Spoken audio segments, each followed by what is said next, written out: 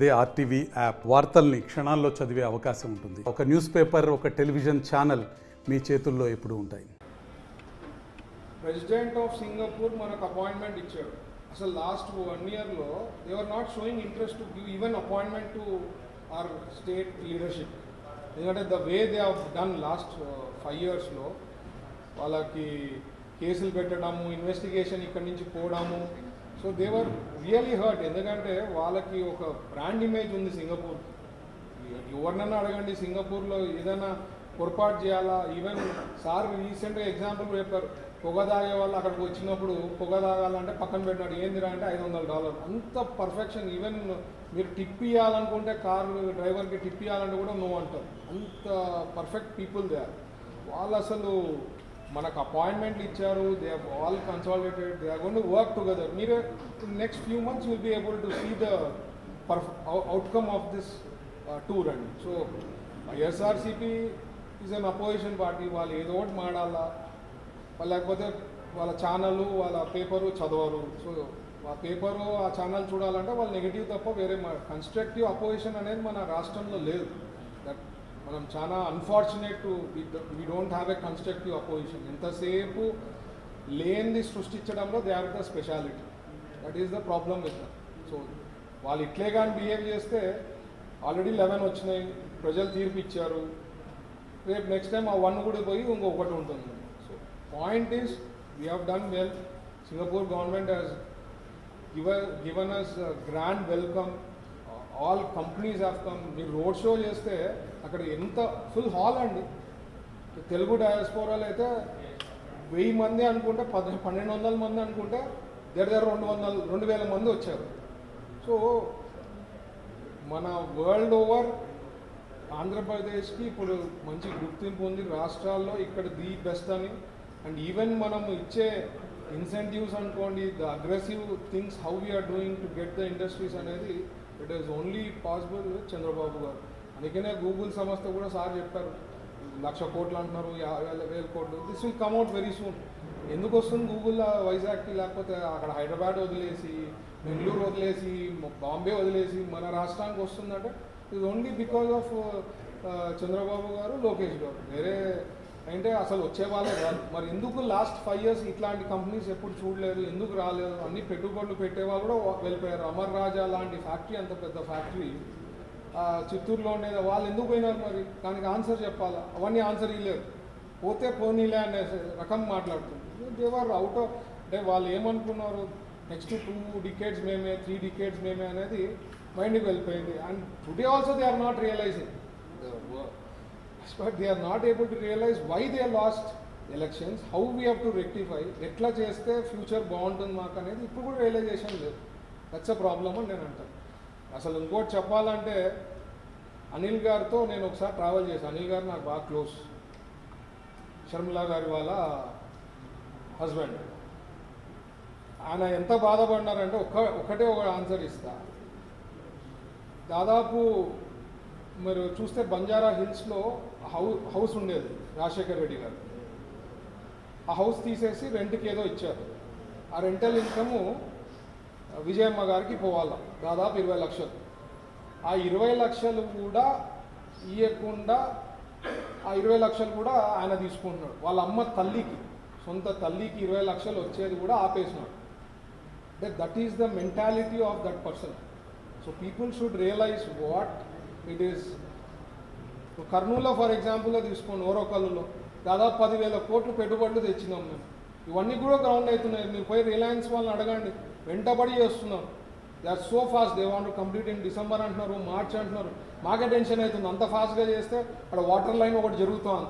90% water line చేయలేకపోయినాడు. మేము we're able to complete in 13 months. Water line, industrial పార్క్కి water కావాలి కదా ఇండస్ట్రీ పెడితే, ఆ వాటర్ లైన్ 5 ఏళ్ళు వాళ్ళు ఏం చేయలేదు. మేము వచ్చిన తర్వాత 90% కంప్లీట్ చేయగలిగినాం. ఇప్పుడు అక్కడ సోలార్ మ్యానుఫ్యాక్చరింగ్ మొన్ననే క్యాబినెట్లో కూడా క్లియర్ కావడం జరిగింది. మీరు కూడా చూసింటారు, 7,000 కోట్లు. So these are all going to happen. Even Korean companies కూడా మాట్లాడుతున్నారు ఇక్కడ ప్లాన్ చేయాలా అని చెప్పి పెద్ద ఎత్తున కర్నూలులో కూడా. సో ఇట్లాంటివన్నీ డిస్కషన్ జరుగుతున్నాయి. పేర్లు అవి చెప్పేది ఇప్పుడు ఏమైందంటే, పేర్లు ఎక్కువ చెప్పినామంటే వేరే స్టేట్లు రాదు. ఇప్పుడు బిజినెస్ ఎట్లయిపోయిందంటే ఎవరైనా పేరు జరిగిందంటే ఫాలోఅప్ చేస్తారు, వెంటబడతారు. ఇక్కడ 60% ఇస్తున్నామంటే ఆడ 65 ఇస్తామంటారు. అంటే business people, that's a business. So మనము పేర్లు డీటెయిలింగ్ అవి చెప్పలేము. సో త్వరలో ఇంకొక 6,000-7,000 కోట్లది కూడా పూర్వకల్పకు వచ్చేకుంటుంది. And lot of things are happening in state. అక్కడ కూడా ఇలా మీరు క్యాబినెట్ చూస్తే ఎవ్రీ క్యాబినెట్లో SIPBBలో మీరు చూస్తే 20,000 నుంచి 30,000 కోట్ల పైన క్లియరెన్స్లు అవుతానే ఉన్నాయి. ఆల్ సెక్టర్స్లో నేను చెప్తున్నాను. So overall government is doing fantastic అండి. 13 నెలల్లో చేసినాం ఇంత అంటే ఆషామాషి కాదు. అండ్ చంద్రబాబు గారు లాంటి leadership is very much required for this state. And ఖచ్చితంగా నేను పదే చెప్తున్నా, 2 decades it should continue. Anantapur నుంచి కర్నూలుకి ఇండస్ట్రియల్ కారిడార్ లెక్క చేయాలా అనేది ఉంది. మీరు చూస్తే మన కర్నూలు ఎయిర్పోర్ట్లో ఫ్లైట్ ట్రైనింగ్ మీకు ఎన్నో సందర్భాల్లో చెప్పిన చాలామందికి జస్ట్ 1 year కోర్స్ చేస్తే అండి దాదాపు 2.5 లక్షలు 3 లక్షలు పైలట్కి వస్తాం. మనం ఏదో MBBSలు చేసి ఇంజనీర్లు చదివి 4 ఏళ్ళు 5 ఏళ్ళు కింద మీద కుస్తీ పడి MBBS చేసి MDలు చేసి అయినా కూడా మనకు ఎంత వస్తుంది స్టార్టింగ్ శాలరీ 50,000 60,000. MBBS చేస్తే మహా అంటే 30,000 అవుతుంది. అదే పైలట్ ట్రైనింగ్ది పైలట్ అయినా అంటే 2.5 లక్షలు. Demand is so high. నేను వెంటబడి మొన్ననే జనార్దన్ రెడ్డి గారు కూడా క్లియర్ చేయడం జరిగింది. కర్నూలులో ఇప్పుడు ఫ్లైట్ ట్రైనింగ్ది 2, ఒకటి ఆల్రెడీ కోయంబత్తూర్కి సంబంధించిన ఫర్మ్ వచ్చింది, ఇంకొకటి ఫ్రమ్ బాంబే మొన్ననే క్లియర్ అయింది. సో ఆయన కూడా త్వరలో స్టార్ట్ చేస్తున్నారు. జస్ట్ ఇమాజిన్ చంద్రబాబు గారు రెండోసారి ముఖ్యమంత్రి కాకపోయింటే హైదరాబాద్లో హైటెక్ సిటీ వచ్చేదా, ఔటర్ రింగ్ రోడ్ వచ్చేదా, ఎయిర్పోర్ట్ వచ్చేదా? Nothing would have come. So we have a vision అండి. విజన్తో పనిచేస్తేనే మనం ఏదైనా టార్గెట్ చేయగలుగుతాం. 5 ఏళ్ళ విజన్ పెట్టుకోవాలా, 47 విజన్ పెట్టుకోవాలా, మన థాట్స్ అవి ఉంటేనే చేయగలుగుతాం. అందుకనే ఎమ్మెల్యేస్కి కాన్స్టిట్యున్సీ లెవెల్లో కూడా విజన్ ప్లానింగ్ చేయమన్నారు. కాన్స్టిట్యున్సీ లెవెల్లో 7 మంది అసలు ఎప్పుడు చేయండి సార్ 7 members ఎక్స్ట్రా మనకి ఇస్తున్నారు వర్క్ చేసేకి. ప్రతి ఒక్క ఎమ్మెల్యేకి మీరు ఎట్లా డెవలప్ చేస్తారు, ఏం చేస్తారు వాళ్ళతో చెప్పుకొని ఆ విజన్కి తగ్గట్టుగా పనిచేయాలి. So these are all only possible with Chandrababu garu లాంటి లీడర్షిప్ అండి. అండ్ నేను క్లోజ్గా చూస్తా కదా, అసలు అమేజింగ్. సార్కి నేను అదే అంట, ఆయనకి ఎక్కడి నుంచి ఆ జీన్స్ వస్తాయో. అది పొద్దున సండే ఫ్లైట్ ఎక్కి మార్నింగ్ రిసీవింగ్ అయ్యి నైట్ 11:30 12 అసలు అది కూడా ఫ్లైట్లో హీ వాజ్ రివ్యూయింగ్ పేపర్స్ అన్నీ రివ్యూ చేసుకుంటూ కూర్చున్నారు సెక్రటరీ. సో ఆయన పండుగని గంట పండుకున్నారు.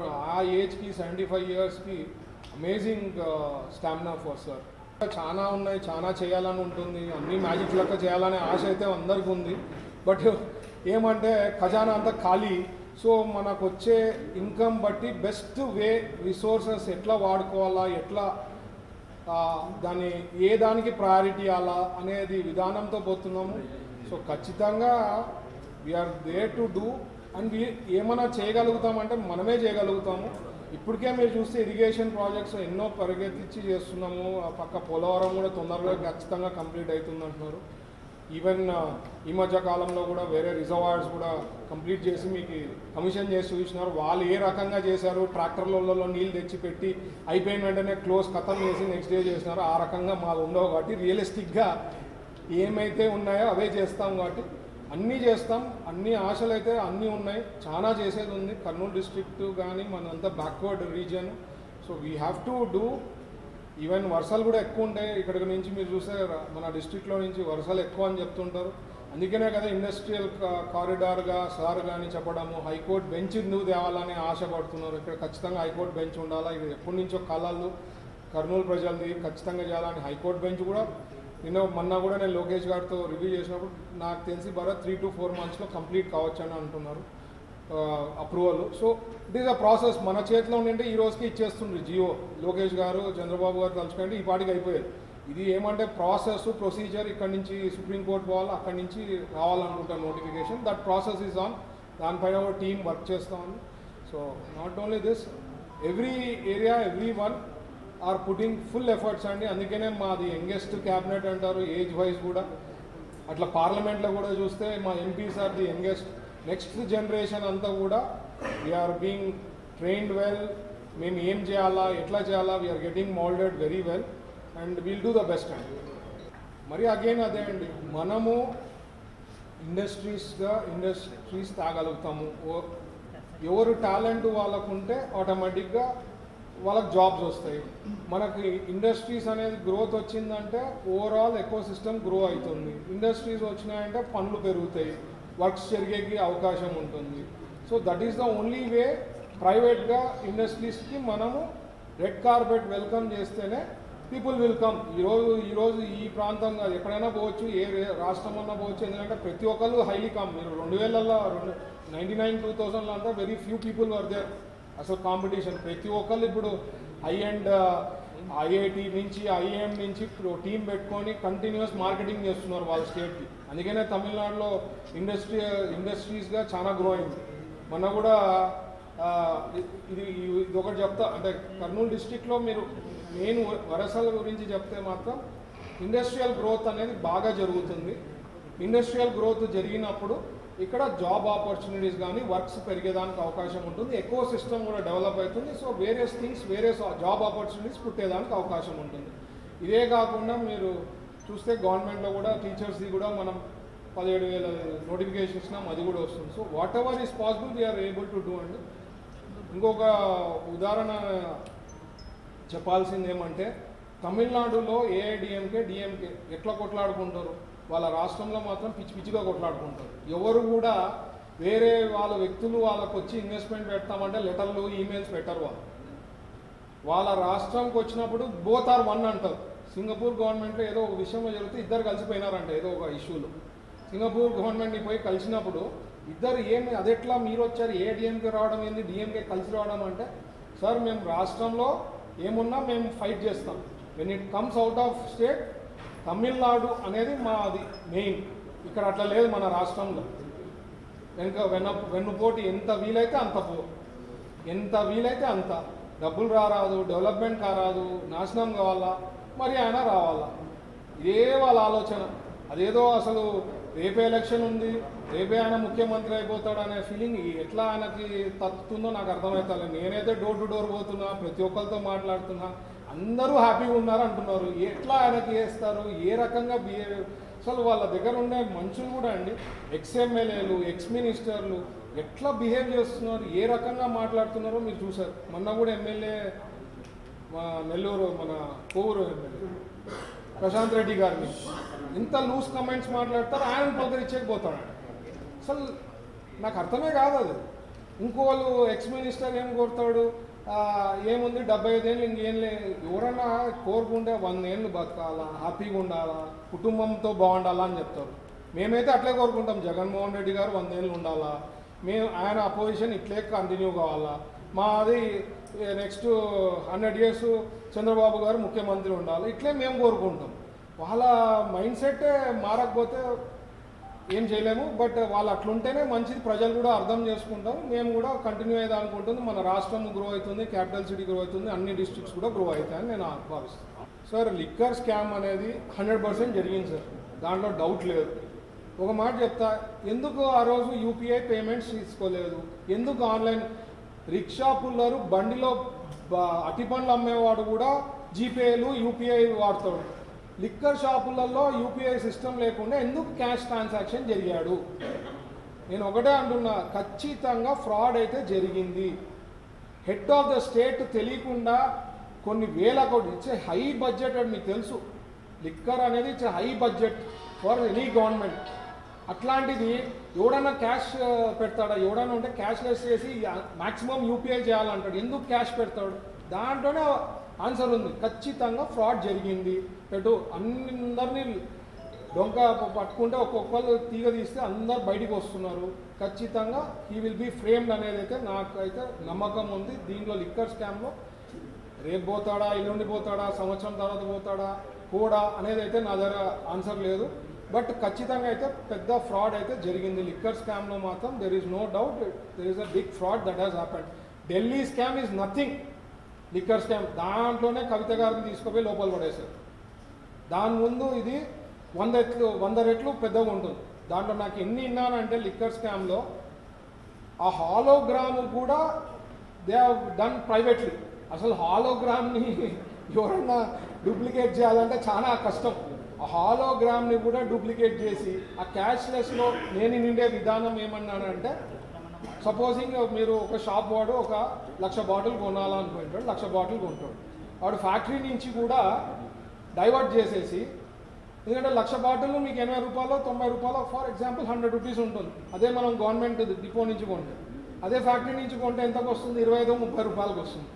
80 రూపాయలు మార్జిన్ కాక మరి పైన ఎంఆర్పి పైన మార్జిన్ అమ్మింటారు. ఎంత మార్జిన్ వచ్చి ఉంటుంది ఇమాజిన్ చేసుకోండి. ఎన్ని అమ్మింటాడు అట్లా? Why have you done cash sales when everyone is going towards UPI and credit card? Why have you allowed only cash payments? దానికి ఆన్సర్ చెప్పమనండి. దానికి ఆన్సరే ఇంతవరకు లేదు. ఆన్సర్ చెప్పమంటే ఏవేవో మాట్లాడతారు. Answer to the point. Why have you used only cash? Why have you collected only in cash? నీ దగ్గర కరెక్ట్ ఆన్సర్ ఉంటే చెప్పు. మేము వచ్చినాం, డిజిటల్ పేమెంట్స్ అలౌ చేస్తున్నాం, కార్డ్ అలౌ చేస్తున్నాం, రేట్లు తగ్గించాను. So there is no doubt, ప్రజలందరూ కూడా అందరికీ అర్థమైంది దేరే లిక్కర్లో పెద్ద స్కామ్ జరిగింది, దాంట్లో డౌట్ లేదంటున్నారు. సో ఖచ్చితంగా ఎప్పుడు ఏమనేది డిపెండ్స్ ఆన్ ఇన్వెస్టిగేషన్. గవర్నమెంట్ మాత్రం ఖచ్చితంగా సీరియస్ యాక్షన్ అంటూ ఉంటుందని నేను భావిస్తున్నాను. బేసిక్లీ ఆరోప 11 crores రెడ్ హ్యాండెడ్గా దొరికింది కదా. 11 crores రెడ్ హ్యాండెడ్గా దొరికింది. లింకులు చెప్తున్నారు దేనికని, ఆయనకే సంబంధం, ఆయన పంపించినాడు అంటున్నాడు. ఎవరో లోపల పోయిన అతను రెడ్డి, అతను ఎవరో ఉన్నాయి, కాశీ రెడ్డి ఆయనకి. సో ఖచ్చితంగా అన్నీ బయటికి వస్తాయండి. ఖచ్చితంగా యాక్షన్ అనేది ఉంటుంది. So you will have to wait for it. Policies చూస్తే మన ఎంఎస్ఎంఈ పాలసీనే తీసుకోండి, ఇండస్ట్రీస్ పాలసీ తీసుకోండి, ఫుడ్ ప్రాసెసింగ్ పాలసీ తీసుకోండి, పార్క్స్ పాలసీ తీసుకోండి.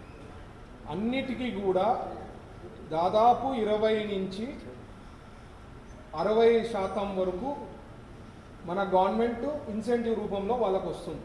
సో వాళ్ళు చేసే విధానం, వాళ్ళు పెట్టాలనుకుంటే వాళ్ళు ఏమేమి దాంట్లో బెనిఫిట్ అవుతారో.